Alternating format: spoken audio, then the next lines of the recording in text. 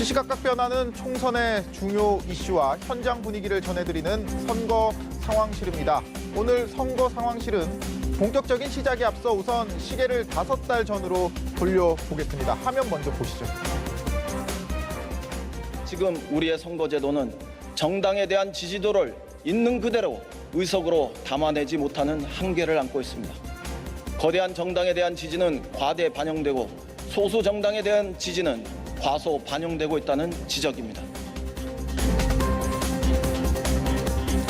우리 사회의 다양한 생각, 또 서로 다른 의견들 국회에서 담아내자. 그러기 위해 군소 정당의 정치 참여 적극 늘리자, 이런 얘기죠. 그래서 지난해 선거법을 고쳤는데 막상 총선 다가오고 의석 한 석이 아쉬워지니 민주당이 이 취지 제대로 못 살린다는 비판에 휩싸였습니다. 어제 민주당과 4개 원외 정당이 이 시민을 위하여에 합류를 해서 비례연합정당을 만들기로 하면서 이 연합정당이 공식 출범을 했습니다. 당명은 더불어시민당으로 정했습니다. 민주당은 다른 원외 정당들에게도 아직 문이 열려 있다고 했는데 이런 단서를 달았습니다. 그러니까 이념 문제라든가 성소수자 문제라든가 이런 좀 불필요한 소모적인 논쟁을 일으킬 수 있는 정당들과의 연합에는 좀 저희는 어려움이 있다. 이념과 성소수자 문제가 불필요한 소모적인 논쟁이라고 했는데 연합정당 참여하려 했던 녹색당과 민주당 콕 집어 거부한 셈입니다. 왜냐하면 옛 통진당 후신인 민중당과는 이념 논쟁이, 또 성소수자 후보가 있는 녹색당과는 젠더 이슈가 불거질 수 있거든요. 거기다 이 시민을 위하여는 조국 전 법무장관 수호 촛불 집회를 주도한 단체가 주축입니다. 친여권 성향 강하다는 거죠. 그러다 보니 비례 후보 뽑는데 자칫 불편할 수 있는 정당들 빼고 폐가 약한 무명 정당들만 참여시켜 민주당이 주도권 가지려는 속내다, 이런 얘기도 나옵니다. 민주당은 비례연합이 앞번호 받기 위해 의원 꺼주기 준비도 진행 중인데 이제 후보 등록 마감 시간 9일 남았거든요.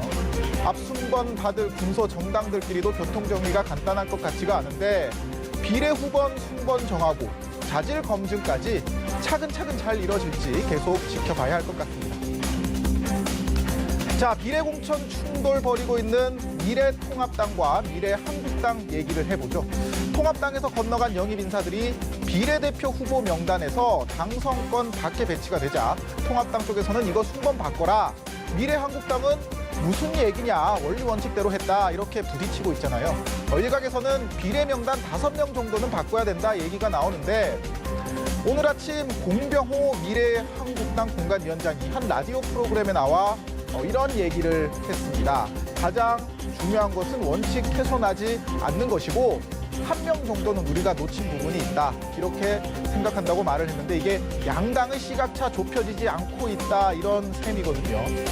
다만 미래한국당이 오늘 오후 최고위 열어서 비례명단 바꾸도록 다시 한번 강하게 요구를 했고 또 공병호 공관위원장도 한 발 물러서기로 했다는 얘기도 나오고 있습니다.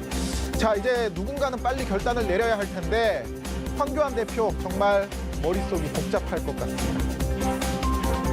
자, 집안 싸움 여기 또 있습니다. 법여권 비례대표용 연합정당 참여 해야 되나 말아야 되나 놓고 다투는 민생당 얘기입니다.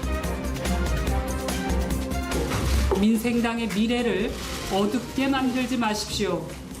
친문 패권 위성정당에 편입하려 애쓸 때가 아니라 혁신할 때입니다. 참여하는 것으로 오늘 최고위원회에서 결정하도록 하겠습니다. 자, 예, 조용히 해주십시오. 네, 이렇게 집안 싸움이 점점 거칠어지다 보니까 사실상 분당 수순에 들어간 거 아니냐, 이런 얘기까지 나오는데 우리 정치 고질적 병폐죠. 선거용 이합집산, 왠지 이 말이 떠오르는 것 같아서 씁쓸하네요. 지금까지 선거 상황실이었습니다.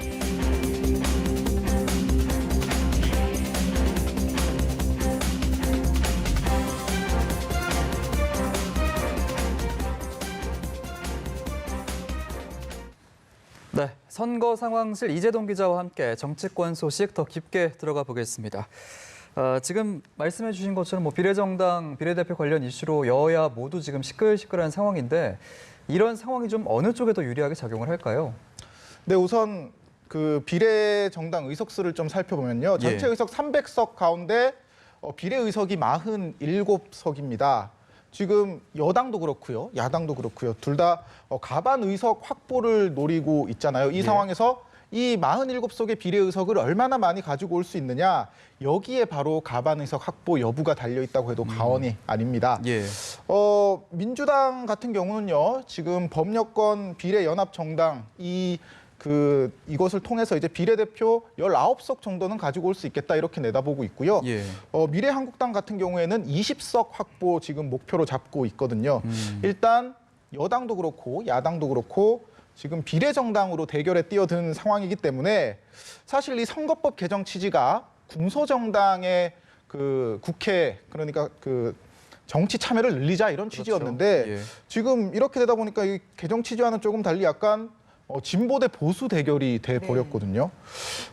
다만 이게 지금 민주당도 그렇고 통합당도 그렇고 계속해서 잡음이 나오고 있잖아요. 이거 보는 유권자들도 분명히 여기에 대해서 시선이 곱지만은 않을 거거든요. 예. 진보도 그렇고 보수도 그렇고 표심 이탈 가능성이 있다는 얘기입니다. 그렇기 때문에 뭐 어느 쪽이 유리하냐 아직 뭐 판단하기는 이른 것 같고요. 결국 두 정당에서 국민들이 보기에 공정하게 후보들 뽑았구나.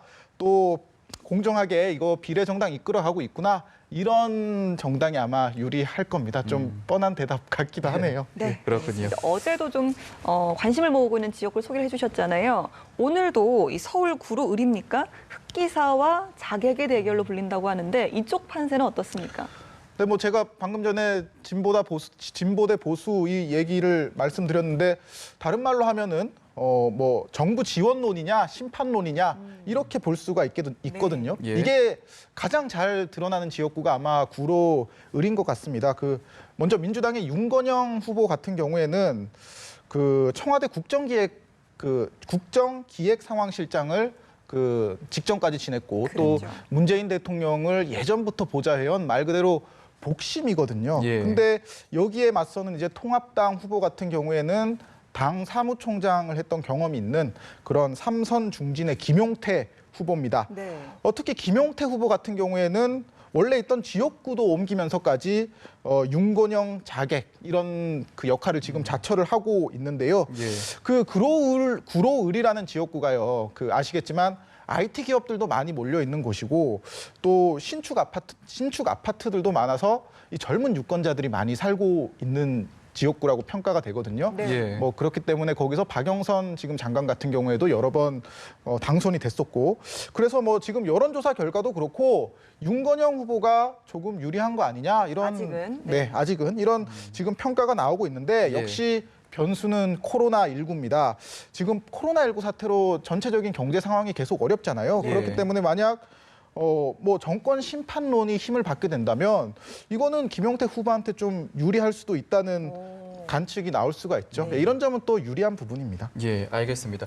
이제 총선이 30일이 채 남지가 않았는데 각 당이 지금 후보 선출을 마무리 작업을 짓고 있는 상황입니다. 그런데 지금 언뜻 좀 명단을 보면 법조계 명단을 보는 것 같기도 합니다.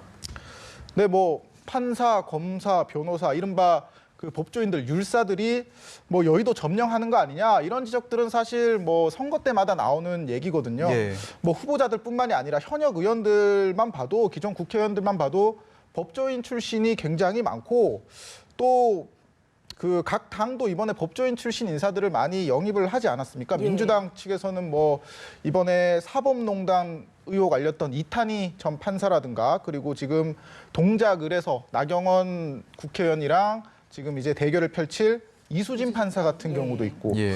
또 뭐 통합당 측에서는 그 검사 내전이라는 책 써서 유명한 김웅 전 부장검사도 있고요.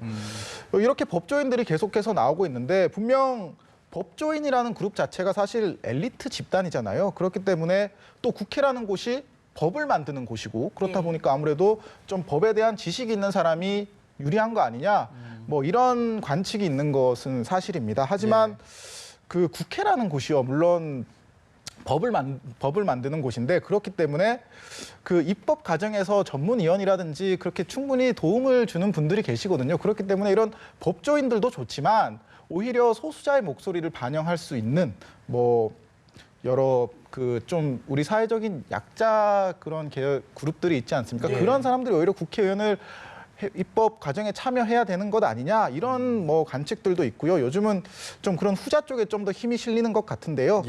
하여튼 뭐 이런 법조계 출신들의 이번 그 선거에서 어떤 결과를 가져올지도 이번 선거의 중요 관전 포인트인 것 같습니다. 출신이 전부는 아니지만 이번 선거에도 법조계에서 좀 많은 후보들이 나왔다는 점 이야기까지 들어봤습니다. 오늘도 이재동 기자와 함께했습니다. 고맙습니다. 고맙습니다.